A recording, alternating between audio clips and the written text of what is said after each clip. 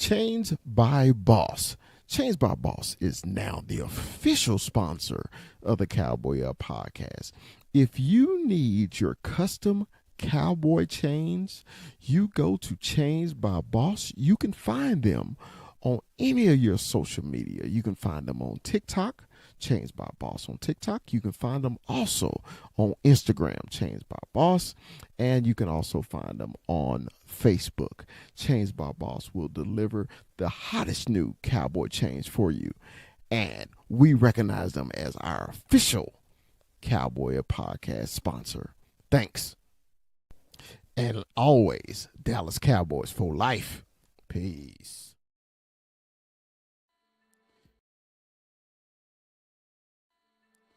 The Cowboy Up podcast would love to welcome Voscaro's Gang as our official sponsor of the Cowboy Up podcast.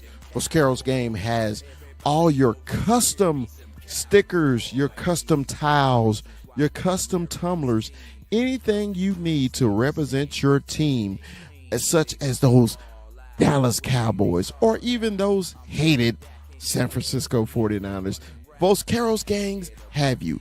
You can find them on all social media, especially Instagram and TikTok. The Cowboy Up podcast welcomes Voscaro's Game as our official sponsor of the show. As always, Dallas Cowboys for life. Peace.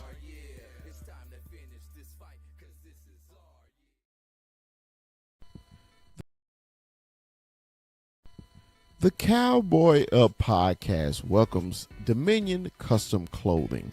Cowboy fans, if you need your custom suits, your custom sportswear, Dominion Custom Clothing is the company for you.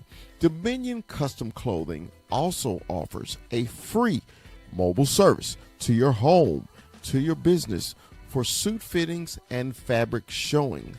Dominion Custom Clothing has been a clothier in the Dallas-Fort Worth area for the last 20 years. So if you need that suit for the night out on the town or the tuxedo for the prom or special occasions, Dominion Custom Clothing is the company you have been looking for. And as always, Dallas Cowboys for life. Peace.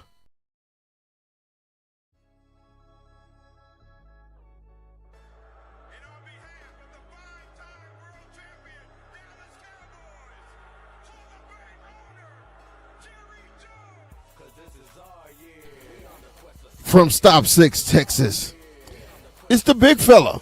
It's Dallas Cowboy Chris. And from the 915, Cholo Town, El Paso, it's our man, 21, Armando, 21. And from the hill country of Texas, Austin, it's our man, Retrofit Sports, Hook 'em, it's Rue. And from Tucson, Arizona, the player personnel director of the Cowboy Up podcast is Kuiper AZ. And from the great state of Arizona, he's Mikey 520.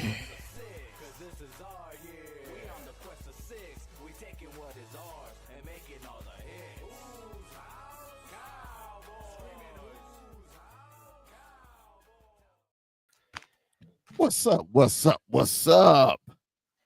What's up, Cowboy fans? Welcome to the Cowboy Up podcast. Y'all know what the day is. Today is Tuesday. Say, man, we ready to rock and roll today. Everybody's running a little behind schedule. Mikey's in here, but you know he shares the post, the page to a lot of fan clubs, so he'll jump right back in.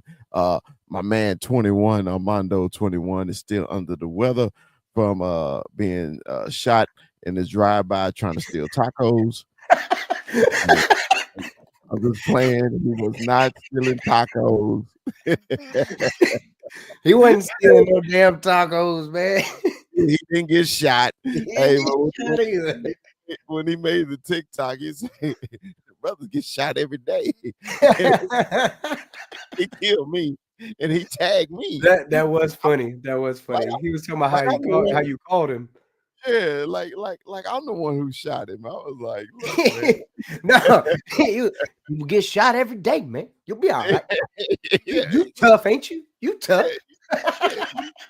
You get shot every day. You're gonna But die, bro. yeah, but no, man, y'all send a little prayer to 21. Yeah, He, for sure. he doing better, man. He doing better. He just had a little surgery, and he battling through that, man. He getting back, man. They the comments already got him, man. Corner talking about taco Taco stealing. stealer. My brother Ken talking about breakfast burrito. Remember down in Oh Austin? damn, Ken. Ken. I don't know. I don't. What's funny is I don't know how he got the only blame, but I'm telling you right now, me and Mondo both looked at each other and looked at that last burrito, and we were like, "You trying to split that shit or what?" I cut it in half, bro. Cut it in half, bro. Let's go. So I'm Ken, sorry, Ken. I'm fully guilty in that with him as well because I ate that shit. I honestly I don't feel that bad because you get to have that a lot more often than I do. Them shit's good, man. I'm telling you, if Chris made it, I'm eating it, bro. It is what it is. what's up, Danny, my man, Giants fan? Remember Danny joined us a couple weeks ago, man. What's up, Danny? Appreciate you coming through. Hey, what Rue is talking about? We had a little spring break show, and He said, "Now I know." Man, hey, fuck that show. we had a little Fuck spring that break trip. Fuck show. that show. Hey, pobrecito. I cooked some chicken, and Come verga, enanito. that's Ay, another running joke of yeah. the show, me cooking chicken. And then I made some breakfast the next morning for the whole crew and my Yeah. brother. We was at his lake house. And Ken slept in. And I said, man, let me make him a couple breakfast burritos and I set them to the side. Well, 21 and Rue was like, man, there's some more food in here. so so Bro, Ken didn't get the get the breakfast that bro, morning. Ken came back. He was like, "Hey man, where them burritos at?" Me and Mondo. Me and Mondo. My bad, dog. As the smoke bellowed out their mouth. It's just- No, and what's worse, man, if you go back to that episode, bro, it was so funny. You see me get up like 6 times to go eat chicken out of the damn tin that it was in the kitchen. Bro, I yeah. probably got up and you see me come back with chicken. And I'm telling you right now, I don't even like chicken like that. Like, I don't even really like ask my wife. If she saw me eating chicken like that, she'd be like, "What the fuck?" I'm like, "Look, Chris made it." It's, it's funny though. But look, man, So, hey, I didn't do my normal introduction. Let's do this right, man. I'm sorry, man. you're To my right. You're left, right. Well, we were right. waiting. We were waiting. Now we're good. To my right, to my left, from left, for right. It's my man from the hill country, man, the capital city, Austin. Hookem. It's my man, Retrofit Sports. Rue, man, how was your weekend, baby? And it was great. Mhm. It was great. I can't complain whatsoever. It's been a hell of a weekend. And Murray State and Louisville took care of business, and I got paid. I'm not mad. I am not Fuck mad, Louisville. bro. Fuck I don't. Did they Louisville. beat y'all this year? I didn't even know they kicked y'all out. I didn't even know that. They Sorry, I kicked didn't know our it was a sore subject ass. for you. I'm They talking about kicked today. our ass. They almost cost me money Uh, today, bro. They're up 6-3. uh, I need 3 outs today. They're up that's six to what. three. I need 3 outs. These motherfuckers giving me heart palpitations and shit. I'm like, bitch, really? You gonna blow this now? But they covered. I mean, they were. Happy Father's I Day, had a big run to dog. cover, but still, I was sweating that shit at the end. I feel you, man. And from the great state of Arizona, Tucson, Arizona, man, it's our man, Mikey. Ah, 20. What's up, Mikey? How was your weekend, brother? Oh man, it was good. It was great. Uh, God is good. Uh, always come with that. Had a great Father's Day weekend. So had my son all weekend. That's something that very near and special to me. You guys don't know, but yeah, man, Father's Day was cool. It's just a little too hot. I was gonna do a tri-tip with carne asada. I took a nap in the middle of the freaking afternoon. I woke up and it's like 5:30, and I'm like, all right. So I go outside, and that didn't last about 2 seconds. I felt like Terminator 2 when she's holding onto the chain link fence to close the fucking door. And I was like, you know what? I want fried chicken. So we got some churches instead. I could only eat one piece anyway, but it was good. Hey, I'm with Corner. I'm with Corner. You can eat that. You know what? I try to keep it more proteins. You know what I mean? I could only eat a little bit. I can't be eating and that was my little cheat thing. I actually just be drinking protein shakes and just straight proteins, and then my greens come from my vitamins, man. I still adjusting, but it is what it is, man. How's everybody today? Hey, he's on you right now, bro. He's on you. Hey, like you could say that, but dude, my stomach is like this is a water bottle, right? Uh-huh. Like that. Like I can't drink. I used to deep throat this water bottle. I used to relax my throat and deep throat this water bottle, and it used to fall down. I used to relax. It's all about relaxing your throat and letting the water go through. I do these now. Oh Lord, Hey, what are we doing? That's What are we doing right now? Like, what the hell are we talking about? Deep throating H2O. No, Mikey having flashbacks right now. What's wrong with you? Okay, somebody hurt you today? You been locked up? Y'all can talk about your chicken. Y'all could talk about your chicken on your own time. Matter of fact, I thought you ever gonna need a fucking room. And it comes out. He's mad about the damn chicken. He's mad. You still sour about that. It's not your fault, bro. I think I make mean ass wings too, but if Chris is at my house, that motherfucker will be making chicken. No. I needed my mesquite grill. Golly. Golly, Christopher Lee. That's what it was. That's what it was. We can have a chicken truce on this show. Okay. Nah, dude. I like making it a thing because it's a thing, man. And I'm more pissed that, but that's another thing. Not making it that trip. So anyway, what's up? Hey, brother. you just threw me and Rue off, man, with the deep throat thing. I was just like, just say you pounded water, or you drank it. I don't know if that's any better, Chris. And at least you doing the pounding. Pounded that water bottle, boy. I pound the shit out of some water. Yeah. Well, I used to pound water, and now drinking water is a thing, man. So, dude, okay. I just I say, man, if you don't know about water, your lady's gonna be upset.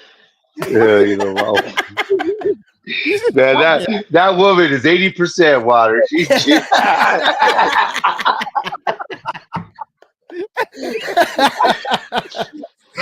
Welcome to the Cowboy podcast. Yes. Like, subscribe. Welcome to the show. Welcome to the show. Can you tell it's the off season? Can you tell?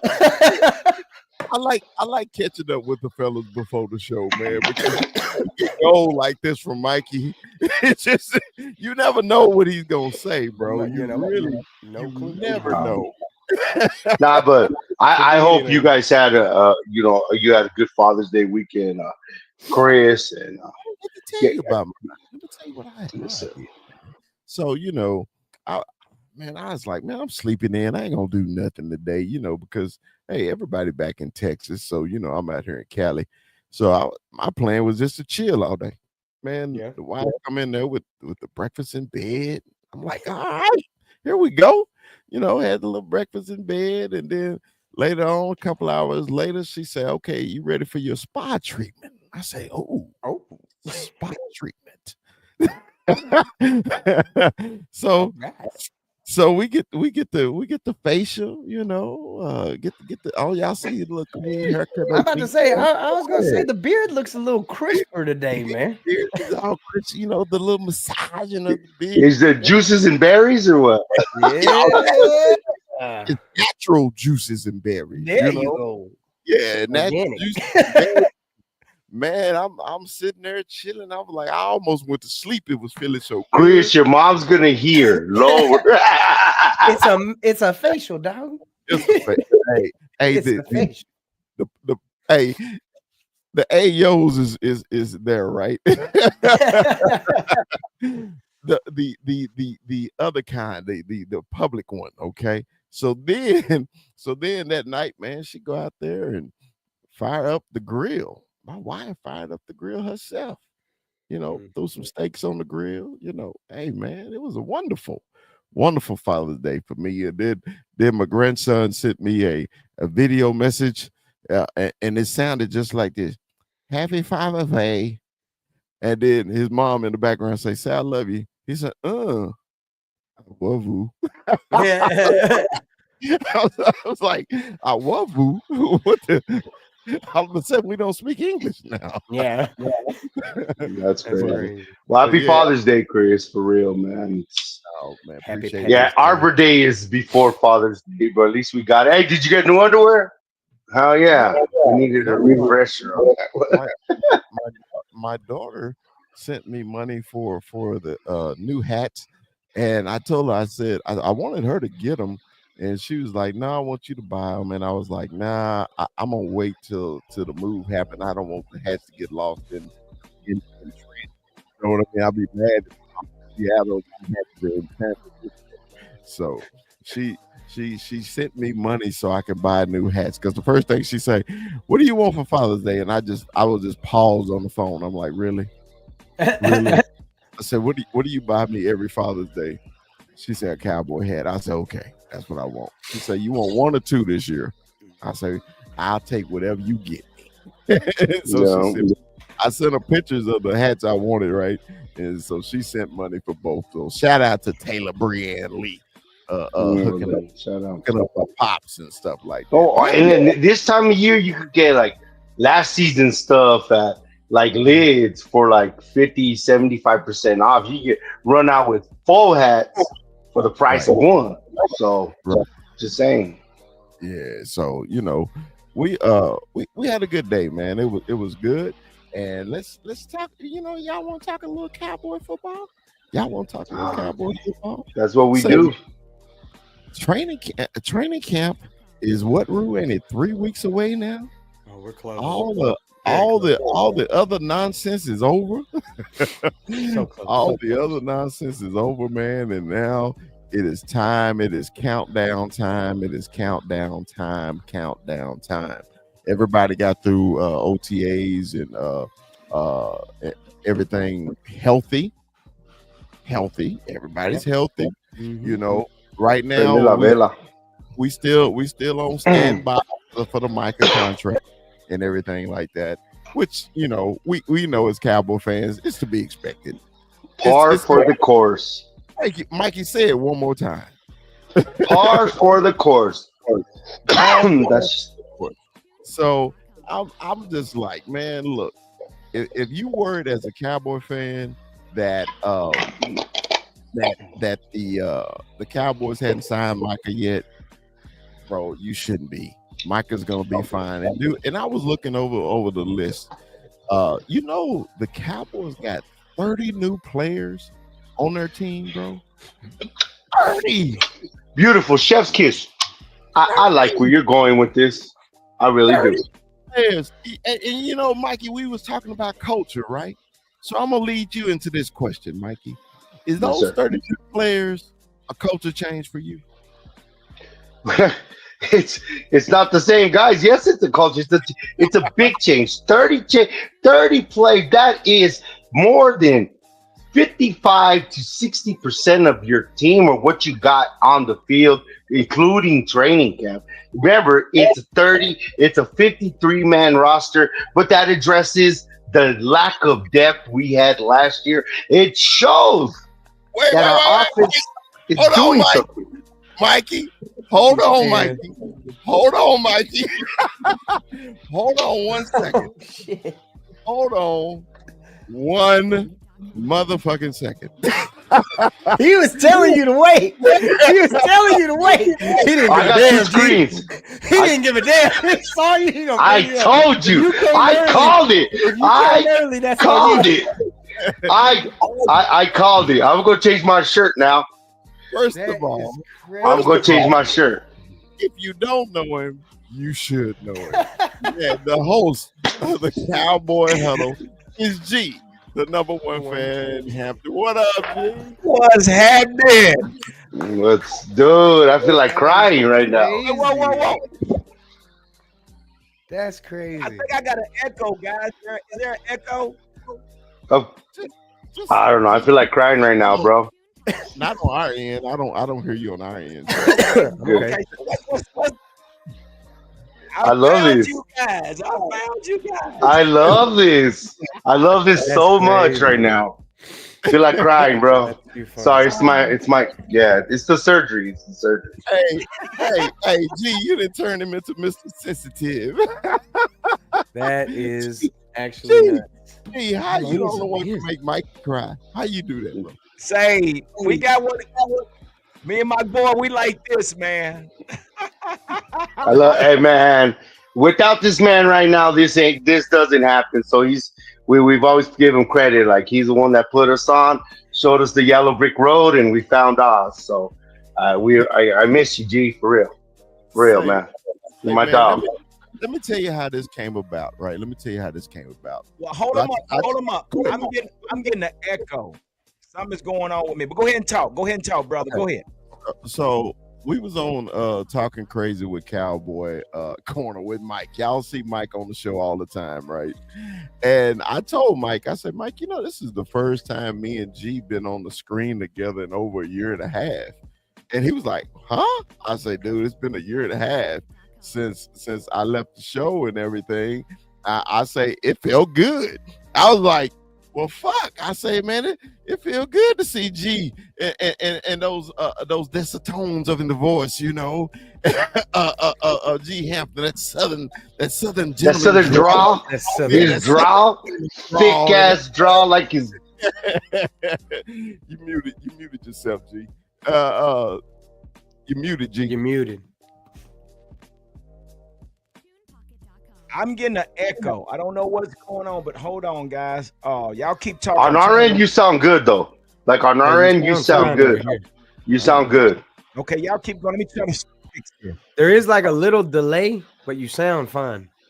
Yeah.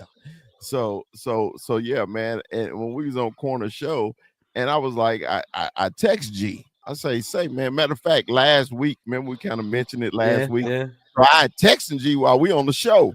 I say, G, what's up, man? He say, man, I'm out here cutting the grass. I was like, all right, cool. I say, well, man, next week, I'm gonna surprise the fellas, and I want you to come on, and we're gonna have a mini Cowboy Huddle reunion. So that's what we do. We having the Cowboy Huddle reunion slash Mondo. Mondo had a little surgery. He was stealing tacos. He got shot in a walk by. Why you put that jacket on? Just because he looked like a cholo, just because he's brown. There's sensitive times right now, bro. Sensitive times. He had his lokes on too dark, man. And talking about break yourself, fool. And hey, man, next thing you know what happened. Hey, is that my guy? Retrofit. What's good, baby? That's rude. What's good, man? Bro, it's been a hot minute, man. It's been a hot minute. Y'all doing big things, man. All I can do is sit back and Hey, man, I don't know about the big things. We was trained well. Yeah. That's all. That's how that happened. That's how that happened. It's all good, man. Hey, it's good to see you guys doing y'all thing, man. I mean, that's what the podcast was all about, man. All of us coming on, being content creators. Me and Mikey mic'd up doing Monday nights, Yeah, man. And because it got a little crowded, and then man, wherever if Brandon is somewhere in the ether, get your ass out for real, man. I did text him today. I texted him too. I was like, man, I'm gonna get a full show recap, right? Yeah, like you guys could kick Rue out, and we could make it the whole fucking Cowboy podcast. Mikey would love that. Mikey been trying to get rid of me since day one. Why you always trying to No Mikey's shit. a Like hater. that's the Mikey's a truest shit. That's the truest shit Ruin said. Like I ain't gonna lie. Mikey's been trying to kick me I out haven't been since day shy. one. I haven't been shy about that for a minute. So as you know, Gary, this makes the show.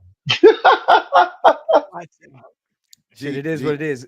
If you keep giving me them silly ass bets, I keep winning so easily over you. This ain't gonna be a problem. I was looking at my line because I'm gonna ship it to you because I'm getting a new one, and I was like, why did I take that bet on week 16? Like that's on week 18. That's the stupidest shit ever. Ain't nothing changed since we left the show. Ain't nothing changed. These fucking Hey, arguments. I see the love is the love is still strong, man. The love is still strong. I can tell right now. Ain't no love. He's a tick in my side. What the fuck are you talking about? Yeah. Both of them go at it. A pebble in your shoe or a hemorrhoid is not good, bro. And I bet you my hemorrhoids are better looking. I swear. So G, we had just started talking about everybody got out of training camp, OTAs healthy. It's a 3-week countdown to training camp and everything like that, man. How excited are you? Because I know we super excited, man. This is less than 100 days to the season. How you feeling about the all-season moves and everything from the Cowboys in your perspective? Well, you know what? I'm gonna say this here, man, and I'm still here getting this echo, but I'm gonna talk through this thing. But anyway, in the beginning, man, I was thinking about, here we got Brian Schottenheimer, and I went back to saying Jason Garrett. These are two of the same guys. I mean, what are we getting hyped about? These two guys that never had a head coaching job. But you know what? I had a chance to listen to a Hall of Famer, Michael Irvin. Michael Irvin, and I don't know if you guys watched his podcast, but what he shared when he had mentioned how they had invited all the legends. Yep. And I'm like, whoa. And then for him to give us the information, how everything went while he was there. So that kind of persuaded me to get on the hype train. So I'm really excited, man. I'm really excited. We got us an ex-receiver. We got a depth in the backfield. So, and it's a new offense, new defense. So we just have to see what it looks like, man, once we get started. But I'm excited, man, really. Yeah, because I was saying, and I'm gonna go to you next, Mikey. I was saying when we got Pickens, we were back in the fight. It just seemed like we was going into a fight with a knife. Everybody else had guns and machine guns, right? And I was just like, okay, Jerry, when the draft came around, everybody had the first round receiver in their mind. Everybody, including our show, everybody, hey, Cowboys is drafting the receiver first round. And you go through the rounds, and they didn't get the first receiver to, was it round 6? Was it 6? They didn't draft the receiver. They Yeah, didn't draft the receiver at all. No, yeah, I'm talking about, I'm sorry, running back. Look who's in the comments. Dude that got shot. 21. Yeah. 21. It would be the huddle if you were here. Like, what's up? Like, but like I was saying, they didn't address the receiver thing, right? So, right after the draft, I ripped the Cowboys a new ass. Okay, I ripped them apart. What was you saying? The whole before, because yes, you like blue, but what was you saying before the draft? Basically what I was saying is, man, you got to get somebody to establish in the backfield, right? Because I was looking wide receiver, running back, one, two, the first 2 rounds, right?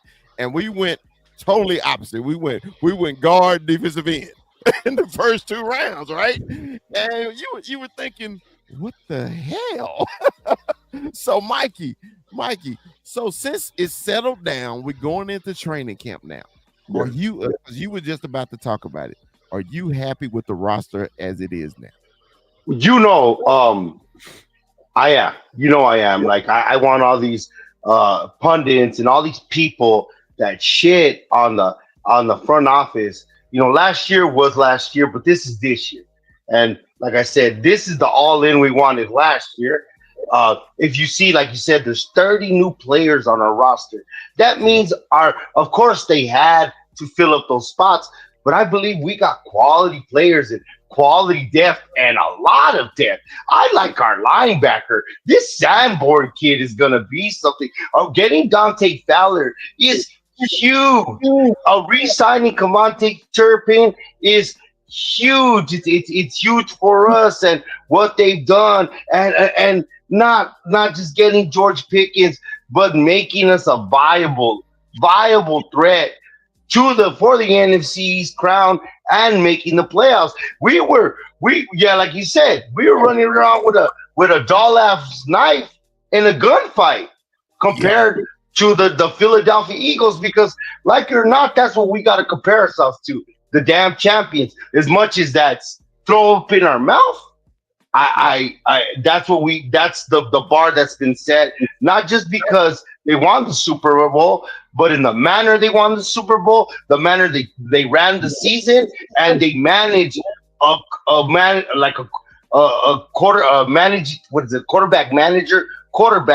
ran with Saquon, used that running game in the way they did it. And that's the blueprint, and like, props to them, but I hate saying it, and that's just the way it is. I would have asked G something, but you already know. He's popping back in. He's having an echo. He said he wanted to get out. Yeah. So, Rue, while we're waiting on G to get back, are you happy with the turnover right now going into the training camp? 30 new players on the roster, bro. 30 new players on the roster. The Cowboys is changing the coast. Are you happy, or you think we still missing a few spots, man? What do you think, Rue?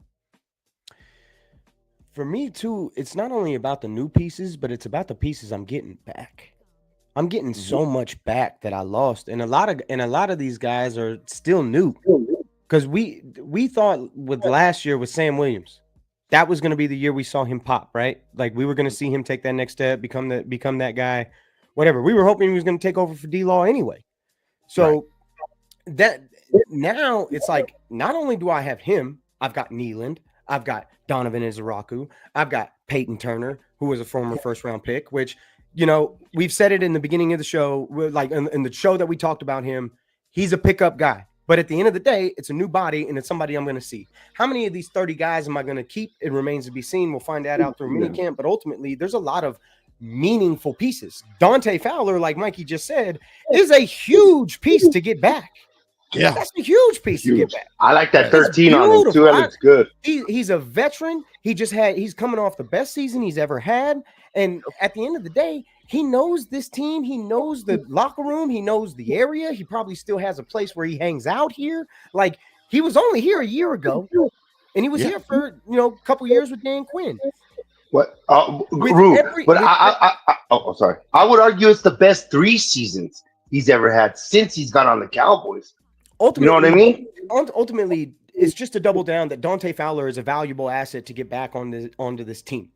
The biggest difference between this year and last year is that last year I felt like shit throughout this entire process. Did any of you feel good about last season? I sure as shit didn't. What did I call it? In my mind, I was like, this is a 500 football team. We have done nothing to get better. Why would I expect in a league that has literally stood for not for long that I'm just going to continue to win 12 games because Dak Prescott's my fucking quarterback? That's not how this works when you put nothing around him. When your O-line is obviously decimated by the result of what you saw from it and the fact that you only have CeeDee Lamb and 0 run game, what else do you expect? You're in a tough division. Shit, 2 of the guys from here went to the NFC Championship game. So that kind of explains itself, doesn't it? That's like 4 of us. That was like 4 of us. Biotis, Armstrong, Fowler, Noah Brown. Like, yes. Ultimately, and Kellen Moore. The fact that you got 7 wins out of this team with all of the injuries, and Just to go through it, Micah Parsons, Dak Prescott, CeeDee Lamb missed a couple of games. Your offensive line missed a few games in different places. You had the loss of Marshawn Nealon. You had the loss of DeMarcus Lawrence. You had the loss of Sam Williams. You had the loss. I mean, you were down to like fifth string defensive ends. Yeah. I'm getting all that back and then some, and it's like you finally did something. I brought in a true number 2 wide receiver in George Pickens, which we, this is how we do it. We do it through the trade. And it's, and really I blame myself and I blame all of us for kind of not foreseeing this happening anyway, because we had heard the rumors, but it's like when you don't draft one at all, and everybody's got us on Teteroa McMillan, but he goes to the, what was it? The Carolina Panthers, right? Yeah, I believe so. He went to the Panthers. Yeah. And then you're looking down the line, and it's like, okay, it's going to be Golden. It's going to be Golden. He's been here. Guard. Typical Cowboy shit. And we're like, all right, we're going to get a repeat. And all of us, I think in Chris's mind, it's like, all right, we're going to do the same shit we did last year. Yeah. We're just going to allow him to draft and do nothing. Right. But now that you're seeing George Pickens, and now that you're seeing, what they did, it's like, okay, I see the plan now. But ultimately, it comes down to a couple things, too, because there's a lot of question marks. As happy as I am with everything, there's still question marks in key places. Yeah. Question to you, G. Question to you. Okay. All right. So they made the moves. They made an impact that we've been begging for. Okay. Remember last year, before training camp started, we was begging for a running back. Remember that? Okay. Yeah. And everybody was like, we're gonna do this committee shit. We're going to do this committee shit. And I was just like, no, don't do. I hate committee running backs. I'm old school. Feed the beast. Let's go. Whoever's going to be the main guy, give him the freaking ball. Okay. So remember coming into this season, we all know we need a receiver. And we didn't get one. And that's why I went crazy on them until they got Pickens. So how are you feeling now, man? Because they actually addressed, are they listening to us? Are they listening to the Cowboy Huddle? Are they listening to the Cowboy podcast? Are they listening to Talking Corner? Yeah. I mean, Talking Crazy. Cowboy Corner. Are they listening? The Frisco Report. The Frisco Report. Are they listening now, bro? Hey, I really think they are, man. I think they are. What's up, Cowboy Corner Mike? What's up? You know what? Let me say this here, man. Brian Schottenheimer been saying he been preaching one phrase, and it's always been about culture. And I kept saying all this culture stuff, stop with the culture stuff. But I believe everybody is buying into the culture. Okay. And with that being said, man, I think they are listening, because if you think about, look at the depth at our running back. Look at the depth at the receiver. We still got to find a number 3 receiver. Who's going to be this number 3 receiver? I mean, we got depth at linebacker. We got depth at safety. So like Michael Irvin said, he said something. He said 2 things that they're doing with this organization. They're using pressure and they're being competitive. Everything they're doing in their practice and in the organization, everything is about competition and it's about playing under pressure. So I think that's a good ingredient for this team, because it's something that we were lacking. So, I'm buying in, and I think they're listening to us, man. Cowboy Corner, welcome to the show, man. Good to see you. How was your Father's Day? I forgot. I didn't even ask G. G, before we go to Corner, how was your Father's Day, man? We asked everybody. How was Happy Father's Day, man. This is the first time I was actually at home with the kids. The last 2 years I've been on a cruise, and my kids been foaming that I've been on a cruise for the 2 years that I've been gone. So this year I was able to stay at home, man, and kind of hang out with the kids, man, and we had a great time. It was great. Just been around family's enough for me. You know what I mean? Hey, G. Well, G, what kind of car did you have in front of the damn stadium promoting the damn show? What was it? It's a Camaro. It was a Camaro. No, that was a Lamborghini. It was a Lamborghini. This dude was in a Lamborghini in front of the stadium. It was like, dude, hey, he ain't going through no weird midlife crisis. He just got it like that, right? No, No, that's my retirement. When the kids are grown and gone, I can go back to a convertible and do me. No, it's a Camaro, man. Camaro, you put your hair in the wind, right? So, corner, how was your Father's Day, corner? How was it, man? It was easy, man. It was simple. I did the grass on Saturday. I told the wife, I said, just cook me dinner. I said, don't buy me nothing. Buy me something when we go to Tejas. I'll be home. We leave tomorrow afternoon. I will be in Gainesville, Texas for a few days, and then I'm going to shoot it down to Tyler and go to Lake Palestine and go on the lake for a few days. So very nice. I'm ready to get my tan Catch some on. fish. Yeah, Catch some fish, Bubba. Catch some fish. You getting back to the great state of Texas. I can't wait. I'm going to get me an Alsos burrito. I'm going to give me some Armando. I'm going to get me some Whataburger. All right. He did a Whataburger TikTok. We looked at it and rolled eyes. Like, we all know what you care about. I think you missed what he said. He said all sups burrito. So that's the country boy. All sups. All subs. Yeah, and then give me some taco casa while I'm there too. Hey, can't miss with no taco casa, brother. Man. Hey, when 21 go into town, he want In and Out and he want Waffle House and Lisa's chicken. There's no waffles. Lisa's chicken, really? Yeah. Oh, golden chicken. That's what I usually get. When he used to come to the crib when I was in Arlington, I used to stop by Lisa's and get some wings, right? So we been in the man cave just pounding beer. So I was like, we need some food with this. And I bought some Lisa's chicken, and he would been crazy. Every time he go to Dallas, he want Lisa's chicken now. So that's what's up. So corner. Now the question to you: 30 new players on the team. 30 new players. Less than 3 weeks into training camp. Are you happy with the Cowboys roster as it stands now? Or are you looking for another addition to the Cowboys roster at this time, brother? Man, if anybody's saying they're happy with defensive tackle outside of Oso Digizua, you're fooling yourself. If anybody's happy with cornerback outside of Deron Bland, you're fooling yourself. If anybody's happy with safety position outside of no names, you're fooling yourself. Malik Hooker's longer in the tooth. Donovan Wilson. I don't know what you're saying. Israel Mukuamu. That doesn't really move the needle for me. Love me some Mukuamu. I love what you can do with the and you like fried chicken on a bypass too. Mm-hmm. I don't have a bypass. I got a sleeve. Yeah, bypass sleeve. That's what you got. But anyway, damn. I think I'm not, and with the linebacker crew, with the we got running back, all new faces, linebacker, all new faces outside of what's his name?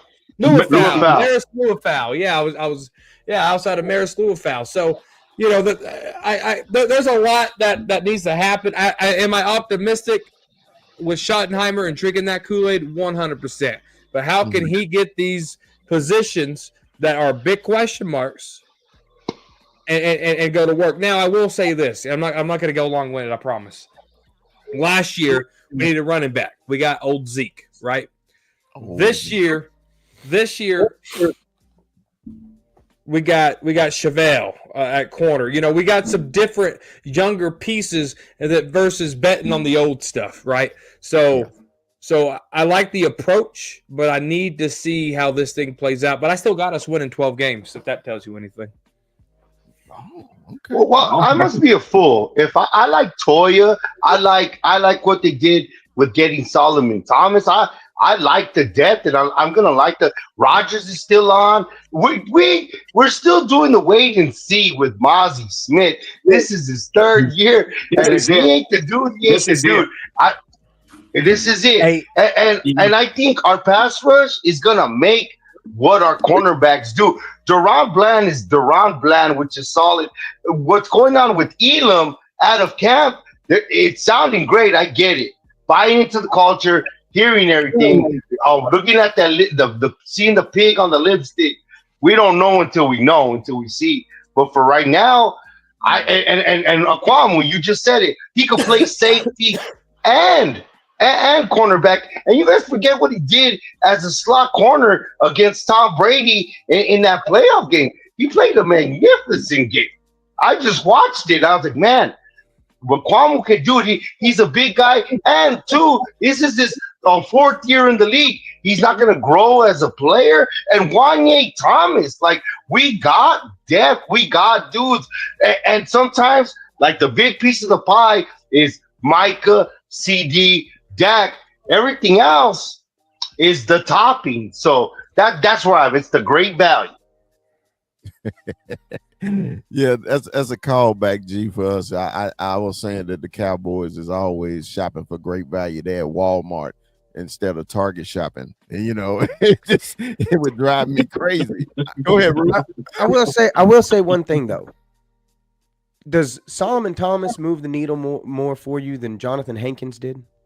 Because Jonathan Hankins made a difference on the interior of the D line. He did.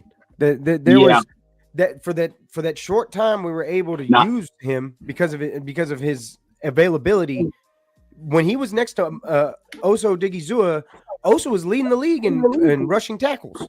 Like, he was one of the best rushing D tackles in the league. When Oso Digizua has the right player next to him that can give him the support that he needs, he's a very successful player in this league. And I think that Solomon Thomas brings that. He can bring that veteran presence that makes it work, man. Because if Jonathan Hankins can make a difference, you're telling me Solomon Thomas can't? I think Solomon Thomas is better than Jonathan was. Well, I got Solomon Thomas right here. You want to talk to him? You want to talk to him? Right here. Right here. Thanos. He looked legit. I'm very confused.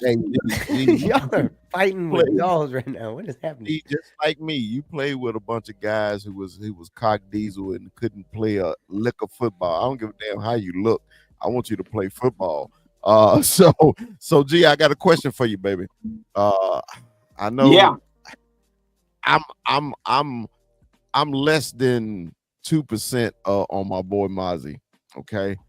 This is such a prove it. I said on this show, it's a possibility Mozzie may get cut in training camp. I said it. You did. And when you said it, I thought that's blasphemous. I did. But think about it, though. Okay, he's a number one pick. It's possible. It's possible. Absolutely nothing. So what do you think about Mozzie? Is he on his last straw with you? Is that to me? Yeah. I thought this was the news outlet. That question to me. Yes. Just like the news. Okay. Dude, I'm having difficulties. I don't know. Am I freezing up on you guys? Because no, go ahead, go. No, you good. We'll let you know. Just keep doing it. Okay, so I'm going through some things over here. It's all good, but you know what? Let me say this here, man. Mozzie, when we made the pick, I was like, what? What are we doing? But at the same time, I wanted to try to give him an opportunity to prove himself. Nate Newton said it best about Mozzie. He said he does too much guessing, and his first step is too slow. And I was thinking throughout the process of these years that he's been here, he was going to get better. But I don't know, man. I mean, like we talked about Hankins. Hankins was one that we're going to miss. Mozzie, I don't know if he can keep his weight up, man. It's something missing. But let me say this about Mozzie. I'm going to say this season is going to be a season where he has to prove it. He has to prove himself. This is not a Matt Eberflus guy. It's not his guy. So he probably won't waste his time with him. So, like I say, again, the whole team knows that this is all about competition. Nothing's written in stone. Everybody has to fight for a position. And that's what I love about the team this year, because we have so many players. We got a plethora of players that's all fighting for the number one spot, the number two spot. So a plethora. This season, I believe Mozzie is going to have to be one of those that he's going to have to prove himself. If not, he's going to fall at the back of the line. It just did. We can't keep babysitting. We can't. The reason I say this, I mean, a lot of people get hung up on first round picks. You know, a lot of teams, if the first round picks ain't working out, they get rid of them and start all over. Okay. And the Cowboys like to hang on to them, you know, like they hung on the taco too long, you know. They hung on to what's that boy name? God, I can't think it was on the tip of my tongue. Anyway, but Mo Claiborne. Mo, thank you. That's what I was thinking of. Mo Claiborne, you know, and I was just like, sometimes it's okay to move on, right? You made you're not gonna hit 100% on every pick. You're not. And sometimes, even when they drafted Mozzie, I was in Kansas City, me and 21 in St. Louis, Joe. And when they drafted Mozzie, and y'all know I'm a Michigan guy, and the first thing I said is, who? Mozzie? I had Mozzie slotted in the second and third round, you know, and I was just like, okay. And somebody talked me off the ledge, and they was like, no, he's gonna work out. And I said, Mozzie was never on skates in Michigan. Every game he played for the Cowboys, he was on skates. And if y'all don't know what skates is, if you're an offensive lineman blocking a defensive tackle, don't you dare. He's going backwards faster than Mikey's weight. Hey. Fried chicken, that's different. No, but what G said is totally correct. It's not when he's in the water, it's his start to jump off. To get in the water, you know what I mean? He's the slowest one out the gate. It's not that he doesn't have the strength. It's not that he's not. It's just he has a slow get off, and he gets beat with these savvy offensive linemen. They just get at him. Yeah. So, Rue, I know we've been beating this dead horse about Mozzie at that one technique. Okay. Osa do need help. Osa got paid. We love Osa. We love his production on the field. But that one tech and two technique position is driving me absolutely fucking batty. So what's my solution, Rue? Give me something to look positive for in training camp. Give me something, Rue. You know what's messed up is I really can't. And I'm not even gonna lie, I stole this from somewhere. I heard it on Sirius. I can't remember which show it was, so I can't give you credit. It was probably on one of y'all. But either way, when I really sat down and I really think about that one tech, how many teams have a true, like, solid, reliable one tech? A guy 330, 340, 6'3". How hard is that to find? There's two of them in our division. It's extremely hard. Jalen Carter's don't fall out of Jalen Carter's don't just fall out of the sky. Dexter Guys Lawrence who can too. move at that spot are hard to come by. And really, the fact of the matter is, man, when we toss this back and forth, like when you're looking at players like Micah Parsons or DNs. And then you're looking at that spot. That spot is extremely hard to find a guy that's a real just stump in the middle. It's not an easy position to fill. There's not a lot of teams that have a real, like, there's not that many Chris Joneses in this league. There just ain't. It's a position it's one of those positions that's in dire strait in most spots because the run game can be lethal if you're porous in that area, and that's what we've seen. But I really feel like it's going to be Solomon Thomas. With Mozzie, you're going to see him step in. You're going to be seeing him step in relief of him. I don't think we're keeping Mozzie after this year. That's what I believe. I don't think that I think what you're going to have to see from Mozzie is a drastic step in the right direction if you're going to keep him at all. I think they're just going to keep him for depth. He's a cheap contract. You've already drafted him in the first round, so you've paid your debt. They're going to wear him out throughout the end of this season, and then they'll let him go. And then they'll figure out something else at that spot. But I think they're going to drag their way through with Solomon Thomas, just like we saw with Jonathan Hankins. Will it work throughout an entire 17-game stretch? I don't know, but that's the scenario that I see playing out here. I don't know if Mozzie's going to take that next step. Hopefully that's what we need. That's what we need him to do, to be that guy, to make Solomon the reliever and him the true stump in the middle. and to be the reliever that Oso Digizua needs. But I don't know if that's what you're going to get from him this year. I don't see it. G was first. Go ahead, G. No, but I just want to say this. But do you guys not think that the kid we got from UCLA, Toya, you don't think Toya is that he's 6'3"? Yeah, he's 6'3", 340. I mean, the reason he fit. Now, let me just say this: what I found out about him. The reason he fell so far is because he did some kind of crazy stunt at the college, and it was more like some kind of aggressive thing he did, and he kind of threatened a few people, and he kind of fell in. But this kid is 6'3", 340. Solomon Thomas, he's about 285, I believe. I don't even know if he's breaking 300. Much smaller, but he's 295. Yeah. So, but he's just muscle. He's cheap. Yeah, but we need somebody that's like we talk when Chris is talking about that one technique. We're talking about someone that's going to draw a double team. That is what you want with you got to keep your linebackers free.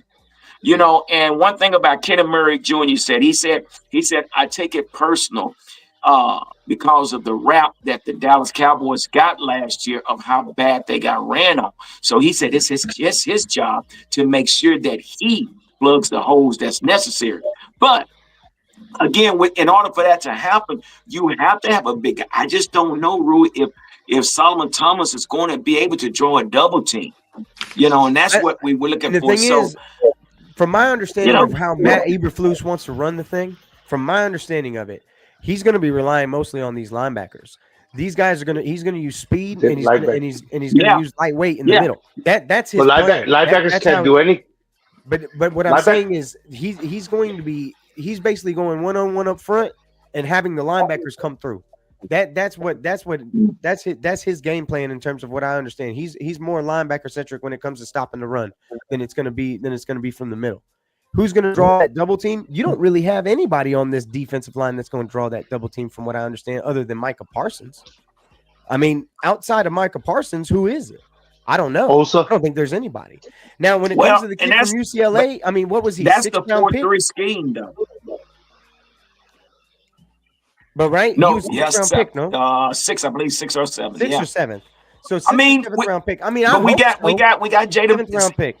So I mean, that's a hope and a dream at a 7th round pick. I mean, the size, the measurables, I love it.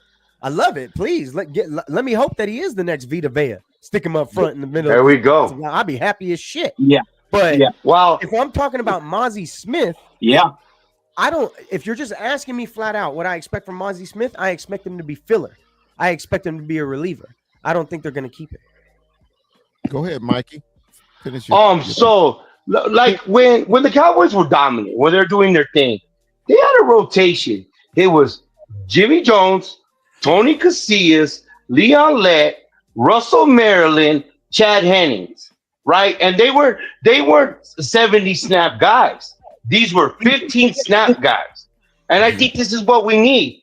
Get Toya in for 11 snaps, Marzi in for 12 snaps, Charles Rogers in for 12 snaps. This is what I believe their depth at DT is gonna be.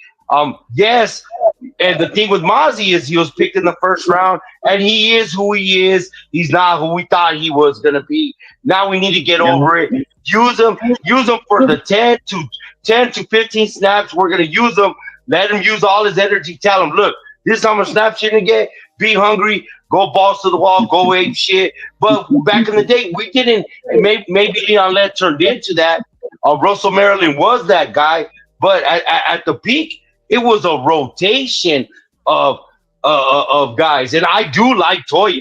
I like what he can bring in. And the Vita Vea comp, that's what we want, especially when we see a Polynesian player and we see the hair. But for 15 snaps, I'll take it. Yeah, the corner. Your thoughts? Mike, your thoughts? The only thing Mozzie needs a snap on is a Slim Jim. Get him off this team. That's it. Get him out of here. Slim Jims. Mike's so direct. It ain't no cuddling, nothing. He coming straight at you. Go ahead, G. Go ahead. G, go ahead, Gary. No, I'm just laughing, man.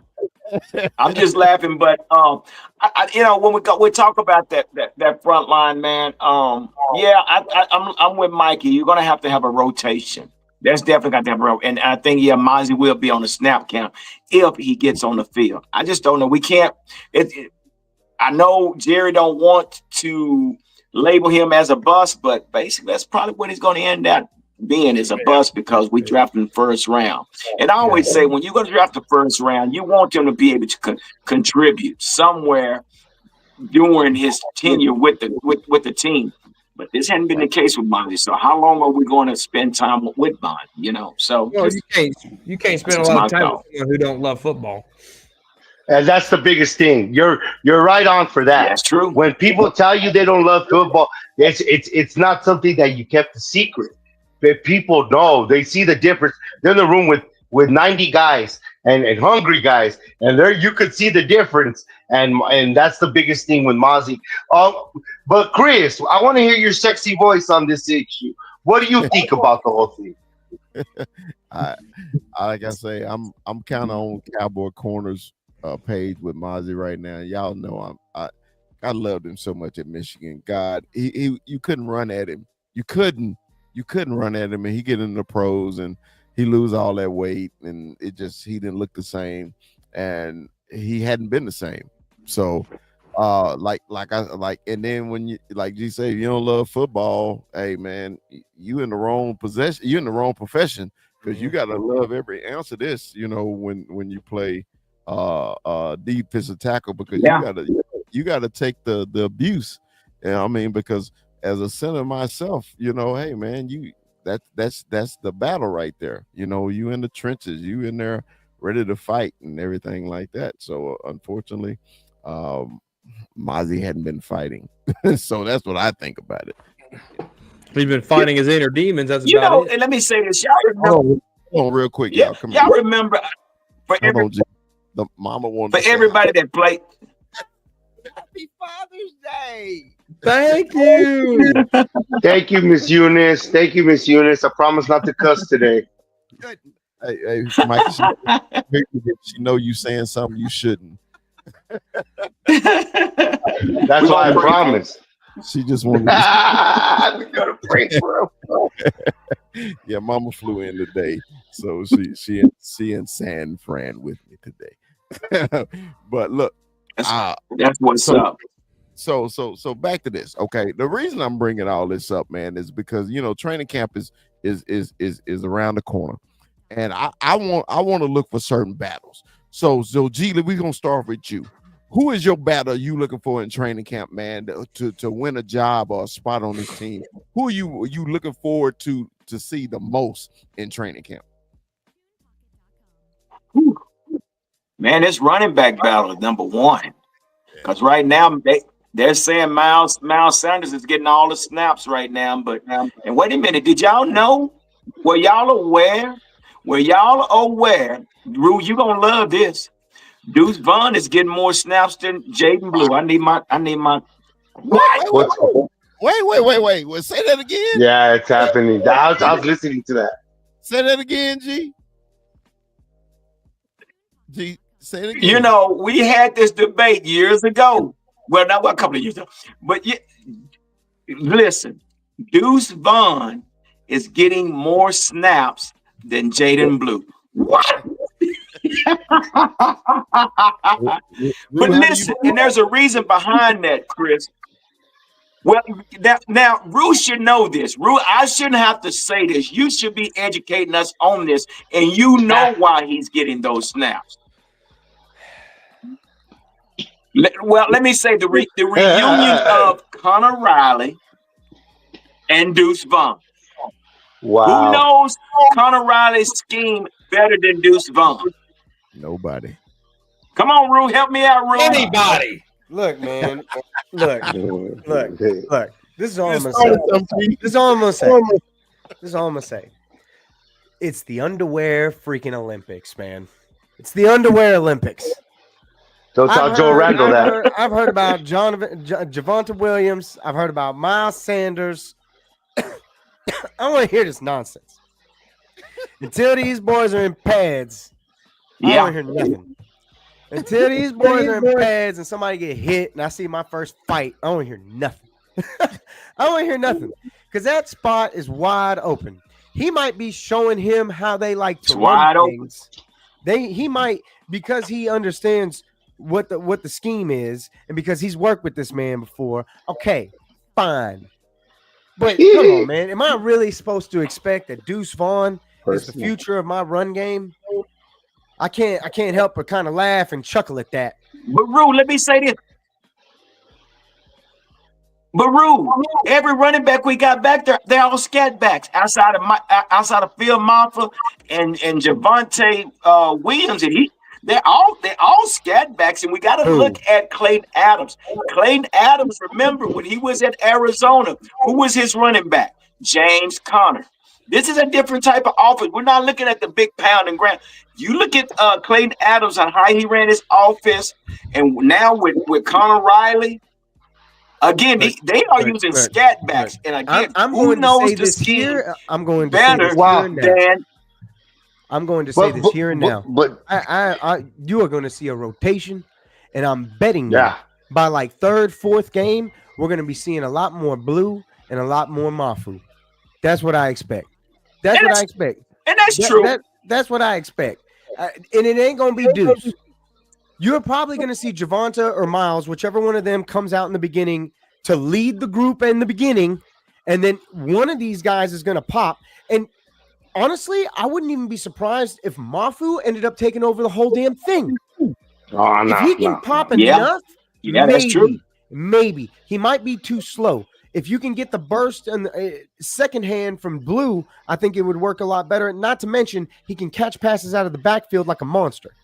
He'd be a perfect dump off guy for Dak Prescott. He is the perfect dump off guy for Dak expectations or hopes? Expectation or hopes? Because I rather he's done based on what I know how he plays. I rather we could plug in anybody. He runs off tackle. I honestly rather have the best offensive line that we can put out there that anybody can tote the damn rock. Let's go. Let's take it back to 2014, 2015. That's what I'd rather have, bro. Say, Corner been having this look on his face. Corner about to pop. Yeah, Corner don't like Maffa. Corner threw Maffa in the practice. He don't like squad. He don't like dudes. That's like Corner's ideal running back. Yeah, he don't if we're just looking at size alone, Corner loves Maffa. So I don't know what the hell you're talking about. He don't like Maffa. He put him on the practice squad. So let's hear it from the horse's mouth then. Go ahead, Corner. Go ahead. Yeah, no, I sat here for 5-10 minutes, whatever it was, listening to G. Hampton trying to sell me Deuce Vaughn. That's right. Look, his name's Deuce for a reason. You heard it first. The Pomeranian lives. We're going to be chunking up the deuces, pun intended, at the 90-man roster cuts. If Schottenheimer, Clayton Adams, and Connor Riley start Deuce Vaughn week 1. I'm not saying start. We're not saying start. How'd you start the conversation? You said he was getting more reps than I said, guess who's getting Jaden Blue. Now, and we know it's practice. Look, practice. There's zero reason why Deuce Vaughn is still on this team. Malik Davis should still be here, and Deuce Vaughn should have been cut. My three running backs against them nasty, stinky Eagles. Javonte Williams, Phil Maffa, and Jadon Blue, and that's on period. Those are the only. What about Lukey? Where's Lukey stand on you? Oh, fumble boy, get him out of here. I'd keep it. I disagree. I bet. You know what's funny? Lukey's gonna take a tight end spot. I love that. I'm just about to say that. I swear, you're gonna see Lukey all over the field. You're gonna see Lukey at tight end. You're gonna see Lukey in the backfield. You're gonna see Lukey everywhere. Lukey's gonna be like our own little Taysom Hill. I hope he's not gonna play quarterback. It's gonna be on the ground. It ain't gonna be in his hands. It happened. No, not man. Taysom Hill. The dude from the Niners. What the hell's his name? Damn, corner. He only fumbled one time, corner. That's all I need to see. Corner. That's all I need to see. One fumble. Yeah, you act like he's Tiki Barber or something. One fumble. Oh! And you know what? Christmas. And honestly, that fumble was mismanagement from this freaking coaching staff because that man had ran you 50 yards down the field and got tackled on the one. You rushed him again, tried to rush him again, and he fumbled on the one. That's his fault. Because he got popped right after he ran 50 yards. He should have been sucking oxygen on the sideline. So he ain't no good for 50 yards. Get him out of here. We don't need him for 50 yards. We need him for 2 yards. The dude gets 2 reps a year, and he fumbles on his second rep that he got in a year. Fullback. So corner. First one. Fullback that So just corner. let him go for like 50 yards down the field. You're just gonna forget that happened? You're just gonna forget that he had one job? All right, man. You only gave him one jab. You only gave him one jab. Bro, you can never be a GM. God bless you. You're gonna have a guy out there. I stubbed my toe. Fired. That motherfucker. And the way you run your team is the way Jerry Jones has run this team. I'm not trying to fall in love. You hang on to mediocre players. Absolutely not. You wanted Dak Prescott signed. What does that tell you? At that point, we had no choice. It was what it was. Oh, you had plenty of choices. We did not. You chose to sign him. No, don't go down that sinkhole. Don't go down. Don't let Mike take this fucking show and do this Dak Prescott shit. Because I swear to God. Hey, text me your address. I'll DoorDash you one piece of chicken to keep you quiet the remainder of the show. Oh shit! Who's he talking to? Stop it, man! You get, hey, bro, you didn't get your ass. You get some tacos from Texas. Stop being mean. You're being very mean, Michael. Who's hungry, me or you? G. Hampton, at the start of the show, he said he ate one piece of chicken, and this man had a gastric bypass. He is not supposed to be eating that. I didn't have a gastric bypass, Mikey. bro. I had a gastric sleeve. Yeah, Mikey. Oh, shit, that's serious. Mikey. I didn't know you were serious. Mikey. What's up, boss? Mikey. Come on, Mike. One piece of chicken. Stop. I can't have chicken. It's a protein. Mikey, you can't. I thought you were just Mikey, you can't go through a serious procedure like that and then go back doing to your old ways. Now, you know I'm going to stay on you. Hey, you know that's good. That's brotherhood. That's brotherhood. But Mike, that's right. So you have Mozzie Smith cut. Nah, dude. I could grill chicken. I could eat grilled chicken. But I had a fried chicken. Bro. Oh, it's fried. Texas chicken. It's fried chicken. I had a piece of fried chicken. And I didn't even eat the whole damn thing, but I get it. Man. So when Chris makes that's what I get for having my big fat mouth. What was I gonna say? So Mike, you have Mozzie Smith cut and you have Deuce Vaughn cut, correct? Get him out of here. Get him out of here. Who else do you guys have cut? Like, well, we didn't finish the battle question, but yeah, no, keep going with that. My bad. I'm sorry. Yeah. Give it to somebody else. I got everybody in an uproar, Chris. Oh no, you know. Yeah. Bro, this is just another Tuesday. This is barbershop talk. Another Tuesday on the This is just another Tuesday, bro. This is nothing. Hey, when Corner gets to jabbing at Mikey, and then Mikey gets to jabbing back, and then Rue gets involved, it's just a normal thing.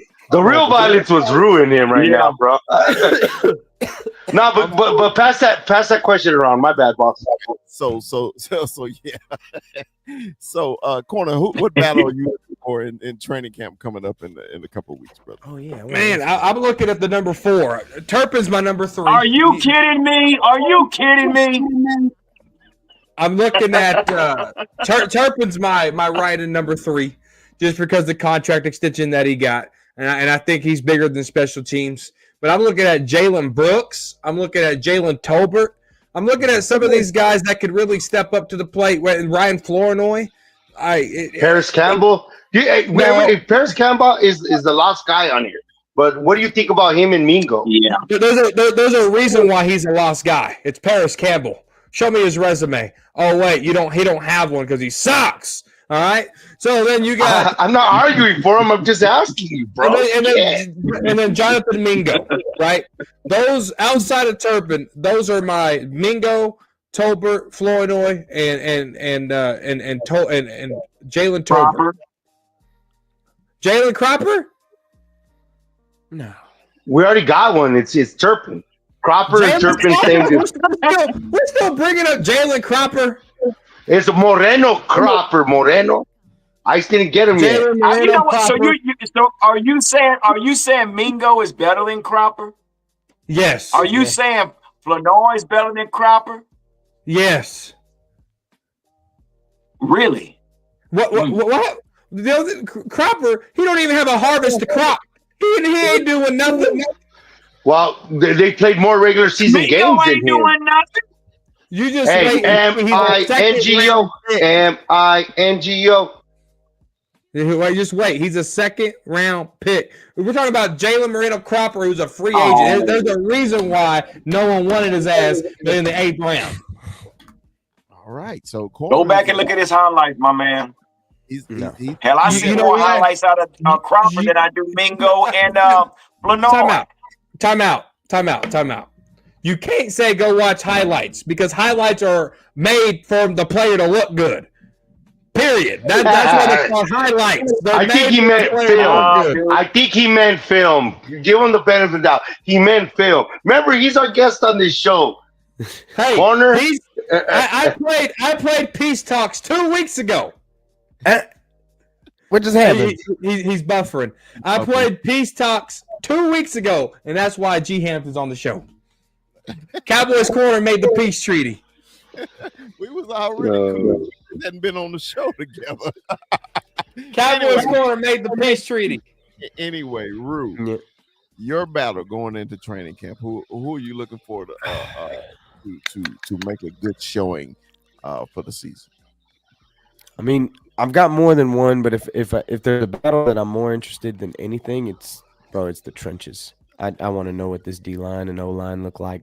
And I want to know who's which one, the D line or the O line? O line. I'm more focused on the O line than I'm focused on the D line because at the end of the day, with the D line, I can only get so much out of this part of the season, but I can see something out of the O line. And how are they holding up? Like how are they? Who's playing where and how are they holding up and what's the rotation? Because the O-line is going to be crucial for our success this year.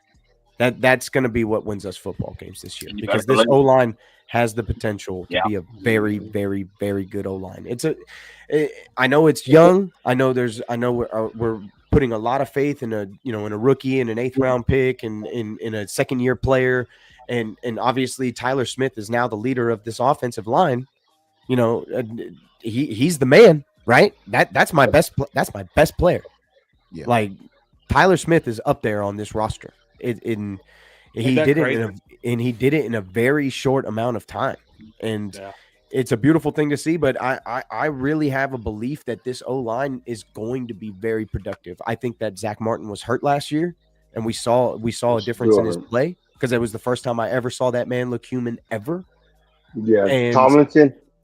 And it's a tough spot to be in. But if this O-line is successful, if Dak Prescott has time to be Dak Prescott, this team will be very successful throughout the regular season. All right, Mikey.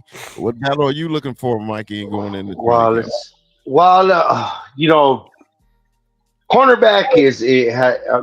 is one of the ones we're thinking about, but a lot of that has to do with injury.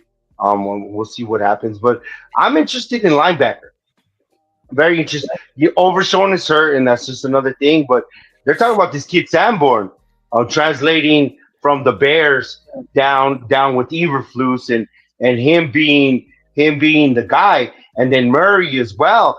Dude, the Cowboys play good when we got a white linebacker. I don't know about y'all. That does matter. It just the aesthetics. It looks good. So.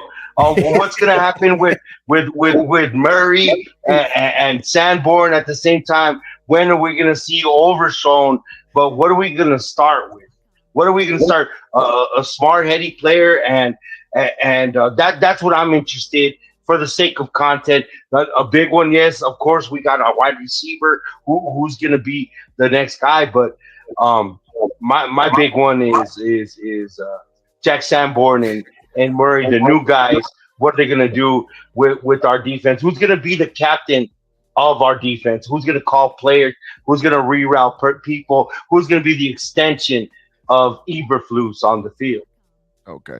Mine is the tight end room. Yeah. God, there is so Okay. Man, I many. love you, Chris. I love you, So Chris. many. The tight end room has all of a sudden become a battle. Okay. Out of 4 players, not 1, not 2, not 3, but 4 players. Okay. Dude, man, look who snuck through the back door. Snap, son. Congratulations once again, sneaking on your Congratulations, Snake. Congratulations. Thanks for following through. Look, I think the tight end room right now, because they've been talking about Spanford is been running with the ones. We don't know what Scooney's gonna do. Also, our starting tight end last year, not Jake Ferguson. Damn, why did I keep saying Jake Ferguson?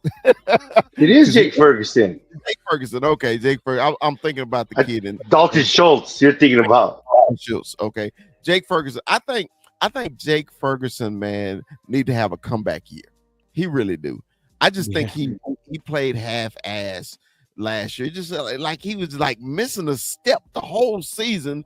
Then he got hurt. Another player that got hurt. Remember? Yeah. Another player that got hurt. Add to that whole list of players that got hurt. So mine is the tight end room, because man, they are really trying to get Spanford on the field, man, because he's such a big guy. The dude is basically an offensive. He's a left tackle, really, playing tight end. He's a big guy. Yeah, So yeah. I'm looking forward to seeing the tight ends. My second, if I had to choose, would be the dang offensive line with Rue. When he said it, I was like, yeah, I was going to them too, because you got to remember, Brock just signed a new deal. We drafted a guard, number 1. BB going on his second year. Tyler Smith is now the veteran. No, really, Terrence Steele is the veteran presence of the. You got to think about it. We're going by longevity in the league. Okay, Yeah, but Terrence yeah, Steele. but I know how y'all feel about him. I really know how Mikey feel about it. But he's another one, man, that needs to get off his ass and get that position locked down. Okay, because before he got the money, Terrence Steele played his ass off. When Terrence Steele got the money, Terrence Steele went to Terrence Aluminum, as Mikey called it. Okay, so I'm really looking. Hey, Rue, I'm with you. The Cowboys' offense is gonna go as far as the offensive line can take them. They really are, and that does include the tight ends too. That includes them. They're part of it, right? So, our head coach basically told everybody, "We're running the ball this year, y'all. We're gonna try to put it in the mouth, y'all." So, absolutely, and it's not even just about that. The teams that we have to play, the Giants twice a year have a ridiculous defensive front. Yes, sir. The Eagles. Last year they had one. The Eagles twice a year. yes. Ridiculous defensive front. Yes. And even with I don't know about The Charmanders do. The Commanders have a good defensive front. I don't know about ridiculous. They got Allen. I don't know about ridiculous, but at the end of the day, it's led by Dan Quinn, and he knows this. There you go. So that's still something I have to deal with twice a year. So every defense that I'm coming up against is pretty damn good up front. So that offensive line has to be stout. It has to be. It gotta be. And go ahead, Mike. But for the sake of content for everything, I like that we all said something different. But like, I think it's hand in hand. And I said it earlier, we get that offensive line going, and our running back room handles itself. So a star will come out of that. Once and then this is going to what Corner was saying. Once we got Jaden Blue, Vaughn is gone.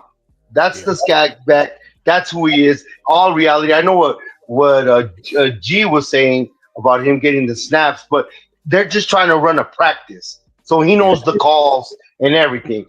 We didn't waste that pick and our great blue hope and waste him aside, and he's not going to be that.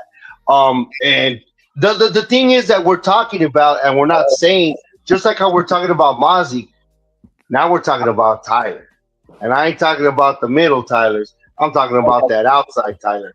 A lot is on his shoulders, and he's the difference from us being a good team to a great team. Yeah, and I want to ask you this, Mike. I'm glad you brought up Tyler Guyton. That's who we talking about. You know, last year they had this.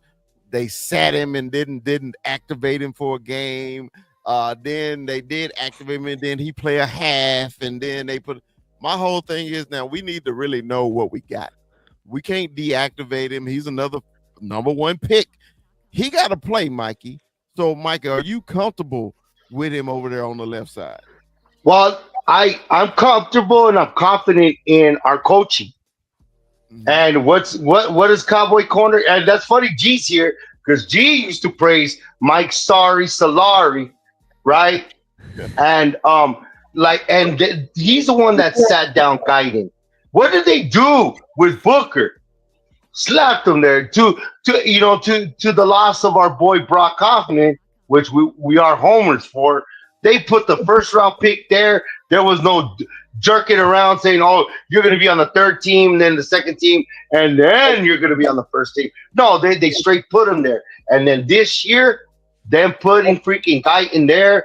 Schooling him, and it's going to be all good for him. Rumor has it that even DeMarcus Ware is going to camp and working with Tyler Guyton the same way our Tyron Smith worked with him, or he worked with Tyron Smith. Excuse me. The Cowboys got 3 number 1 picks on the offensive line, and they need to play like 3 number 1 picks on the offensive line. I mean, what's the last time? 3 of them. We got 3 number 1 picks. Well, the last time that was 2014. 2014. And who's going to be our Ron Leary on that team? And we do have a Jumbo Joe. I like, and I'm sorry if I'm taking something. Brock Hoffman being the swing guard and center and being like the heart of the Mr. Nasty time is just like Jumbo Joe Looney, man. I like his role in that we could depend on that. Him and the Oregon kid. I always forget the Oregon kid's name, man. Mike, what you think? You think it's time for them 3 number 1s to show they all number 1? We know one is true a number 1 pick. So what about the other 2, Mike? Man, it's big that they step up. It's huge that they step up. Not for the sake that the first round picks, but for the sake that those are 5-year contracts if you pick up a 5th-year option. And when you miss on those type of picks, it sets your team back a lot because then you have to reach and you could have guys like Chaz Green fall in your lap and go in there and kill your quarterback. So Chaz Green, Claiborne, Atlanta. Ugh. So it's time for Tyler Guyton. I'm hoping Connor Riley and Clayton Adams, who are offensive line guys, can really turn this around. For Tyler Guyton, it's more handling bull rush. It's more setting his kick out. Terrence Steele, it's more getting back to a confidence level that his knee's gonna be fine, right? Tyler Booker, he had a mobile quarterback, and he needs to set the tone early. He wants people to hate football. And then, you got Cooper Beebe, which, he played okay. He wasn't the best. I mean, I think his grade was like a 63 overall in PFF.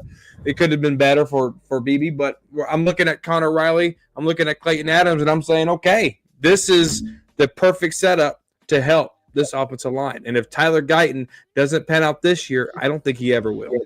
All right. Hey, Mike, can I? Oh, sorry. Go ahead, Mike. Go ahead. Well, who would be if it's not Guyton? I'm not throwing that in the ether. I'm knocking on wood right now. We don't got Chimmy Udoka no more. Who would it be? Right. Awesome Richards? Would it be right. Awesome Richards? You damn right. Or Asim? That's awesome. It's Awesome Richards. Yeah, that's who it would be. Go turn on the tape what he did last year. He looked good. The running game looked a lot better when Austin Richards was in there. Austin Richards can play. Now, would you dare to say it looked awesome? Indeed. All right. Now, my question to Rue. Rue, are you wasting any time? The first 3 games, if you see Tyler Guyton is not up to speed like we want him to be, are you wasting time there? Are you going to yank him? Or are you going to let him work into it? Because to me, this is my thing. We ain't got no time to waste. This is just my opinion. We ain't got time to waste. Okay. And we need number 4 standing upright, whether a corner like him or not. I need him upright. And I need him upright too. The way we keep him upright is Tyler Guyton got to be upright. So, Rue, will you waste time if he ain't up to par? So this is my dilemma. I can't afford any games in the beginning. Like through the first 11 weeks after the bye, I need to be sitting at 9-1, or 10-1, and something along those lines. It has to be, because the next half of my season is a gauntlet. Yeah. Through 12 through 17, my season is a gauntlet. And if I'm sitting at 500 at that mark, I'm not sitting pretty. But I guess when it comes to this question, what are we talking about? Because it's not like Guyton was just a liability last season. I get it. He had his moments. He had too many penalties. He didn't look as crisp as we wanted him to look. But nothing did. Yeah. Nothing did. You're right. This team did not look good at all last year. It didn't. At any point. Even with Dak Prescott through 7 games. We were 3-4. I don't know. I think Dak was hurt the whole time. Whoa. We were 3-4 through the first 7 weeks with what we had last season. Nothing looked good. There was nothing that we came out of any game where it was like, okay, this was good. This was good.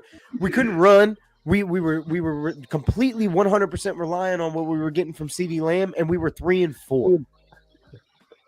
I don't know how you're going to make an argument against me right now. I mean, we were in the playoff hunt. We were in the playoff hunt up until the Beagles game.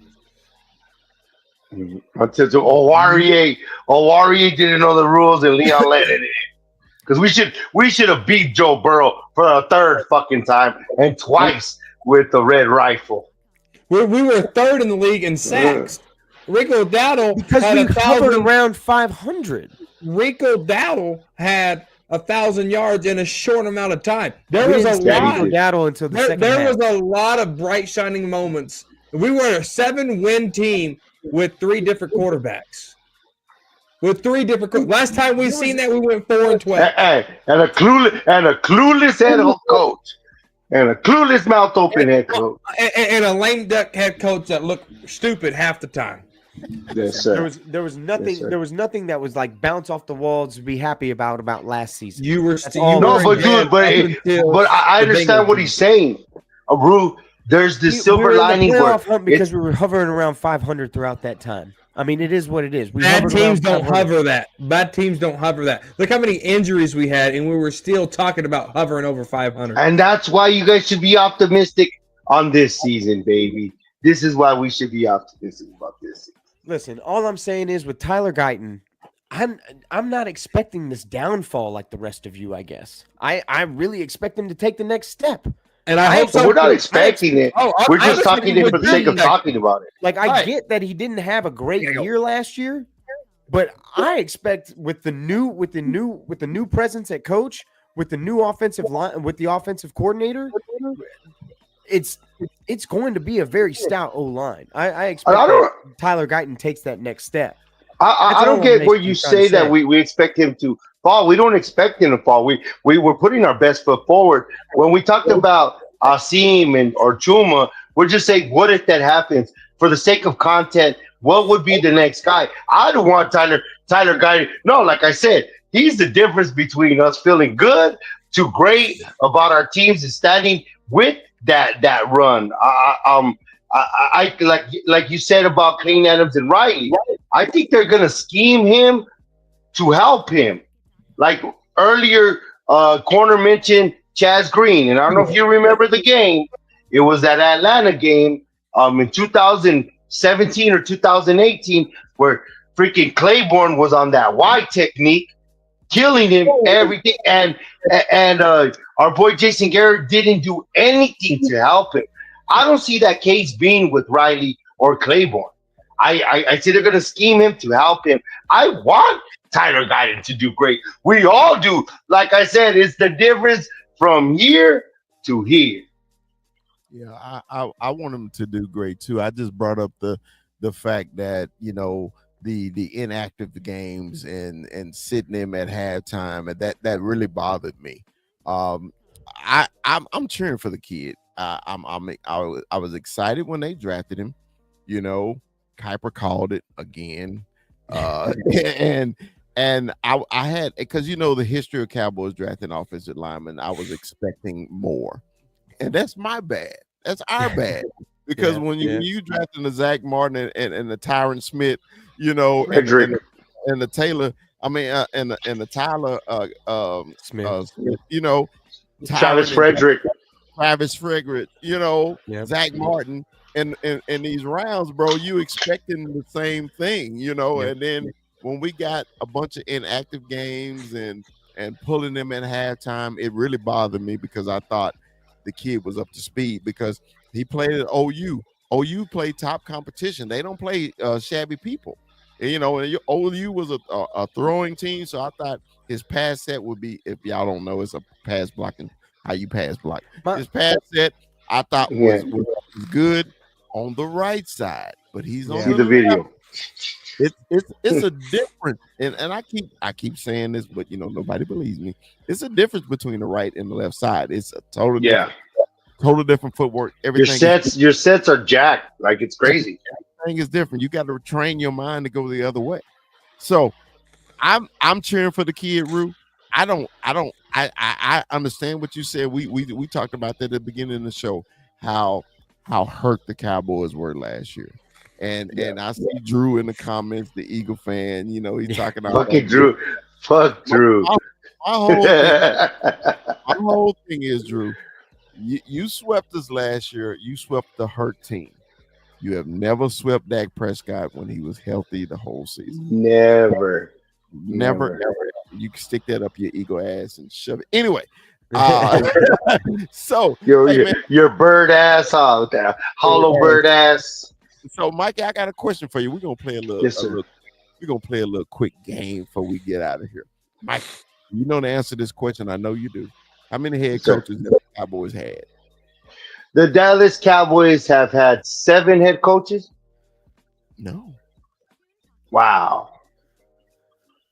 10, I want to go 10. Damn. All right, Mike. Damn. I was alive when it was just Tom Landry and Jimmy Johnson. Mikey, they had 10. So we was going. I was on the Cowboy website, and they was ranking their own coaches, right? So they put Sade at number 10 because he hadn't done anything yet. He won a game. I want y'all to guess who is number 9. I bet it's Dave Campo. Number 9. Who is number 9? It has to be Dave Campo. Boom. Yeah. Dave Campo. And Campo. Chan Gailey.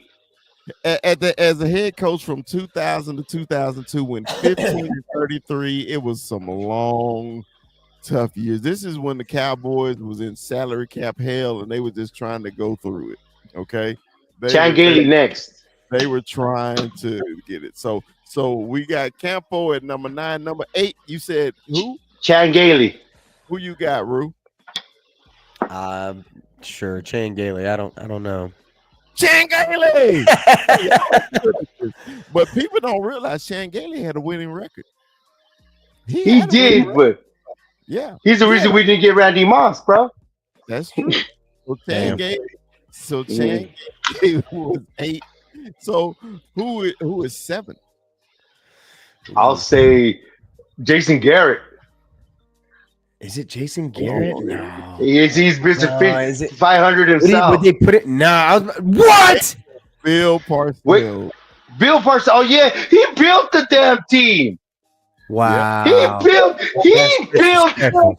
Dude, Nope. that That's freaking 2006 draft alone made a foundation that got us back That is after fucking Dave disrespectful. Campo. This is disrespect. This is This- disrespectful. Jerry had something to do with this. I know Jerry had something to do with this. I thought he was at least top 5 myself. But No, yeah, that's they- bullshit. They That's had- bullshit. He should be they further had to it. the top. They He had it. built that whole fucking So, team. That dude, was how bullshit. is Wade above him? How is Wade above him? How is Wade above him? You Yeah, guys- exactly.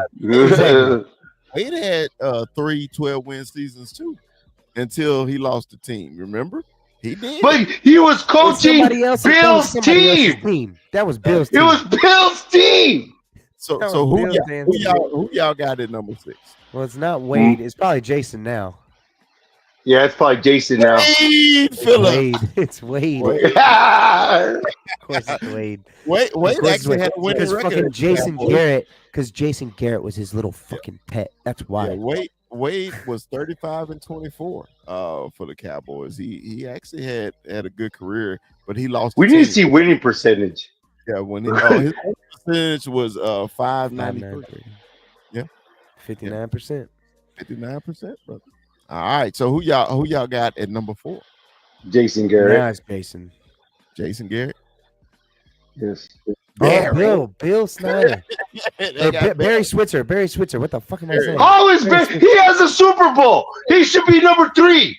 He has this. I don't give a fuck if he won with fucking Jimmy Johnson's team. He still won a How fucking is Super Bowl. How is Jason Garrett not? No, Hey. this is bullshit. This is more of a disrespect. Listen, this is the listen. most disrespectful shit. On the cool, I'm sorry. I don't even like Barry Switzer. Like, fuck your Sooner ass. But No, but dude, he did a really? good job. Like, he's way better than Jason Garrett. Come on, that's No, ridiculous. I know you hate. I know you hate him because of your college ties, but what he did taking over and then actually that 95 team wasn't a great team that they were, and them winning it, like he won a Super Bowl. How the fuck is Yeah, how is Jason Garrett ahead of this guy? 34. All right, so let's go. Number 3. Who y'all 63% got? on his win too. He was 63. well, number 3 is JC. It has to be Mike McCarthy. Yeah, it's Mike. Mike McCarthy. I'm sorry, he's number 4. Mike McCarthy is number 4. Who y'all got at number 3? Now it's Jason. Jimmy. It's just No, it's not. this is.